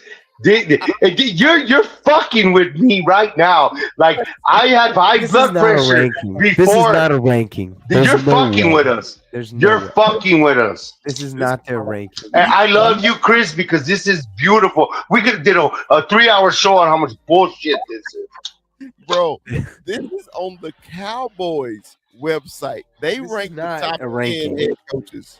This is not. Dude, he's 1B because Tom Landry was a fucking his longevity. But I would put him at 1B. They got him 3. Jimmy Johnson 3. So who y'all got at number 2? The next name out of your mouth has to be Jason Garrett. It has to be. Okay. Jason Garrett. They got Jason Garrett, the second best head coach for the Dallas Cowboys. Fucking horseshit. He should. The he clapper. Should 8 or Clap 9 on him. for me. But Jason had a winning percentage. He was a 500 coach. Just like we all them 8 and 8. This is beautiful, bro. So No, Hey. Mikey, go ahead, Mikey. I just think this on every Cowboys platform, you're gonna watch this pop, and you're the first to do this because this list is so fucking This can't be sacrilegious. their li- I don't It's believe sacrilegious. It's blasphemous for the cowboy back lifestyle we live. I want to see like, him listed. In You're there. onto something, Chris. Watch, you're gonna see other content creators Scroll up. do this shit because this is so ridiculous. I want to see on this. It's on their website. Rank them. What the fuck? Yep. This is on their website. I know you lying. This is on their website. Okay. Now we all know who number 1 is. Who is he, Mike? Tom. The great. Landry. Mr. Landry. Mr. Landry. The great Tom Landry, man. I miss the suit and the fedora. I wish coaches would bring it back. But now they got it where you have licenses deal for head coaches. They got to wear a certain apparel on the sideline now, issued by the NFL. But this is old school. Tom with the fedora and the suit, and y'all love it. If I played on Halloween, that is exactly how I'd come out. Hey, dude. If I had honestly, a game on Halloween, I was a head coach, that's how I'd come out. To think that he was the Giants' defensive coordinator, and Vince Lombardi was their defensive coordinator, and to what they molded the NFL to be, and what he was. I was a little kid. I didn't know who Tom Landry was until till I grew up. You know what I mean? I was a Cowboy fan in '89, and that's Jimmy's first year. So I was never a Cowboy fan while Tom Landry was the coach. But he's bigger than At least they got number one right. They got number one right. The other order. How can you fuck that up? That was wild, bro. And I got one last thing before we get out of here. Okay, one last thing. I saw it. I can't believe Jason Garrett was that high. Jason Garrett was number 2. So actually, are y'all? No. How you put Jimmy Johnson at number 3? How the fuck do you do that? My bad. So are you ready for Jerry Jones's Netflix series, America's Team, The Gambler and His Cowboys? Are y'all ready? Look at that man in the sunglasses, man. With that far off gaze, like he's fucking chewing on a fucking wad and he spits up. That's why I made the thumbnail of the show, because I was like, this is leading us right into training camp too. It'll be doing preseason. So August 19th is the show. And we gonna watch it. Yeah, we're gonna watch it. Of course, we're gonna watch it. So, but the haters gonna watch. The haters don't miss a minute with that D in their mouth. So, man, I wanted to end the show with a little fun. I thought y'all would get a kick, because when I saw it, I was like, "That's not right." I kept saying, "That's not right." I'm glad I got shit wrong. I'm glad for the first time, I glad I got that wrong, because that being right is not right. That ain't right. You know what's really annoying though? This Mikey is still living off the 90s, bro. This man is still living off these people. That's why they got annoyed last year. Honestly, think about it. How many of them came out and were like, "You still living off of what the fuck we did 30 years ago?" Especially Emmett. Emmett went in on him. Emmett was one of the main ones. He went in on him. He's like, "Bro, give me my cut." That's really what that was. I like that Emmett went in on the team. Michael Irvin went in on him. Even my private conversation with Tony Tolbert, he went in on him. So, hey, it is what it is. We're still trying to get Tony on the show. We'll try to get him on and have a classic Cowboy hour with Tony. Sir. Look, we should get Tony and freaking Jeff Cole, man. That'd be awesome. It would. All right, Rue, let's start, man. Final thoughts, man. You got your final thoughts, bro? Final thoughts, man. Honestly, we're less than 70, 77, 78 days away, something like that. Less than 80 days. I know that much. And dude, I can't wait. I can't wait. It is what it is. I'm super excited because I get to open the season with a banger with my college squad, and then I go right into the Cowboys and the Eagles. So it's just boom, boom, and it's just gonna be a gauntlet right out the gate. But I'm very excited about the season, honestly. I know it was doom and gloom most of the year last year in terms of what we were kind of expecting going in, but there's a lot to be happy about in terms of what we're looking at. So at least there's that to look up to for when it comes to this season. So I just can't wait for it to start. And really, I just want to see these boys start hitting people already. I just want to see somebody get hit so we can see what we got, because there's so many different questions. Think about it. We all had something different to say when it came down to what position are you excited to see. Everybody had something different to say. And honestly, I agree with everybody, because it's like, I do want to see my corners. Yeah, I do want to see my wide receivers, my running backs, my O-line, my D-line. I got a lot of questions in a lot of different places, and I can't wait till I start seeing people get tossed around so we know what's what. All right, and shout out to the Rue with that fly ass me so horny shirt. That long What the hell? Can you see it? Me so horny. That's stupid. That's stupid. That's Bitch, pretty I'm from dope. I ain't Texas. gonna lie. I ain't gonna lie. That's so Texas. stupid though. And that's my shit. I say horny a lot, man. Because we're football horny, and I'm gonna go off of that of my. We are football horny. We're twiddling our thumbs, and we can't wait for it to happen, and it's coming. The only thing that we're the Cowboys, so things get publicized more. Just I hope the culture rubs off on the off season, because these 3 weeks. This was the Orlando Scandrick doing ecstasy in Mexico time, or God forbid, a car accident. With the Cowboys in Dallas, it's a big playground. So, I hope the culture rubs off on these guys to know that they could be a part of something much bigger and not risk it. Stay home. Nothing good happens after 10 o'clock. Please, Dallas Cowboys, please. And let's get to 4th of July. But and another thing, it's cool to share the platform again with G. That means we're men. We compartmentalize. We go forward, and it's nothing but love. So you subscribe to the Cowboy Huddle. Always like, subscribe, ring that bell for the Cowboy Up podcast. And as I always say, if you like us, tell your friends about us. All right. As always, Mikey always steal what I had to say. Well, first of all, always shout out to G, #1 fan, Hampton, because we've told this story several times on our show. If it wasn't for G, the Cowboy Up podcast wouldn't be in existence. Okay. So it's also a testament of letting bygones be bygones. We grown ass men. Let's move on. Okay.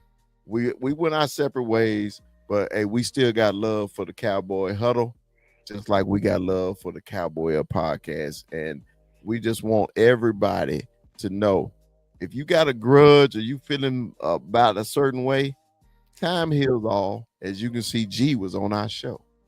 G was on our show. Okay. He was gracious. He came on our show with all I did was shoot a text, and he was happy to do it. And that's what I'm talking about. Men being men, and don't let shit dwindle.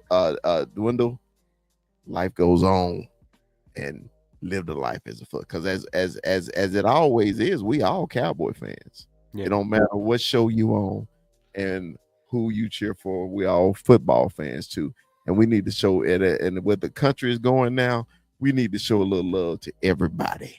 Okay, that's all the big fella is just trying to prove with what I did today. We're just trying to show love to everybody. Period. Point blank. All right. So, man, except those fucking Eagle fans. Fuck those Eagle fans. My sentiments exactly, Michael. Fuck the Eagles. Hey, hey, man. Check out my boy Arch Manning, bro. With Mingo. He's out with Mingo. He's in the hood. Yeah, I saw Arch Manning in the hood.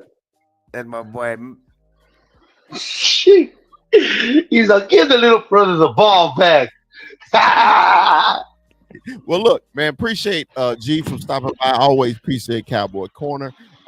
Everybody in the chat, Jonathan, B Fatty, Drew, the Eagle Sneaky. fan. Fuck you, Sneaky was in here. Fuck you, Sneaky. Ivan, congratulations, Sneaky, but fuck you, Sneaky. Bear was in the joint, man. Our Bear was in there, man. 21, get well, 21. Hopefully see you soon. I'm just going through my brother. Scrotal reconstruction. Scrotal reconstruction. Shout out to moms coming in and saying hi to everybody. Also, Birdman was in the chat. Much love to Birdman too.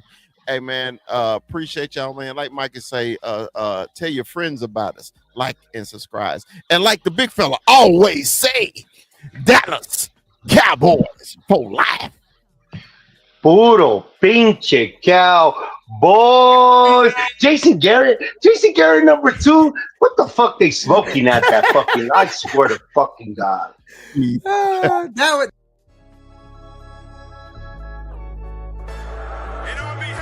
Yeah, let me give a big shout out to St. Louis Joe, bro, in the building. Always WWE. I've been Sosa in the building. You see him? You see him? Loyalist. You got Cowboy Beat in the building. The great Cowboy Beat. Yeah, what's up, Dilemma? Big shout out, man. Big shout out to y'all. Appreciate y'all joining. We only growing, guys. We only growing. It's gonna get bigger. Excited. Hey, did you see he got retrofit right in the introduction? I see it. Hey, man. Hey, Videos, dancing. hold on, player. Sometimes I screw up, player. You know, hey, man. Players fuck up. Hey, yeah, Players man. fuck up sometimes. Yeah. In this first day of pads, say, man, you know, we all played, man. It's just something about that first day. Ain't nothing like it. It is nothing like it, man. Because now to me, No, tomorrow tells the truth. Today was the truth, but tomorrow tells the truth. this will tell you about I'm sick of this shit, man. I'm sick of this shit, man. You know, I know we all co-hosts, but you know, I like to have a little quick monologue before we get into a subject. You know, your ass always got to spread shit and eating wings and Motherfucker sprint. calm down. I haven't sprinted in 5 years. Calm down, Mikey. Sprinted in 5 years. Calm down, Mikey. What you sprinting right now? Yeah, we got a long show. We can go as long as you want to, man. So 21, what you got for Brock today, man? Pleasure to meet you, Brock. I appreciate the love on TikTok, man. Shout out to Brock, man. You know, welcome to the show. Hey, I got the hard hitting questions, so I got the controversial. You know, you'd have come out with that Waterburger in and out, right? We kind of keep it light, but big fella, I gotta hit him with Walter Cronkite up here. Okay. Drake or Kendrick?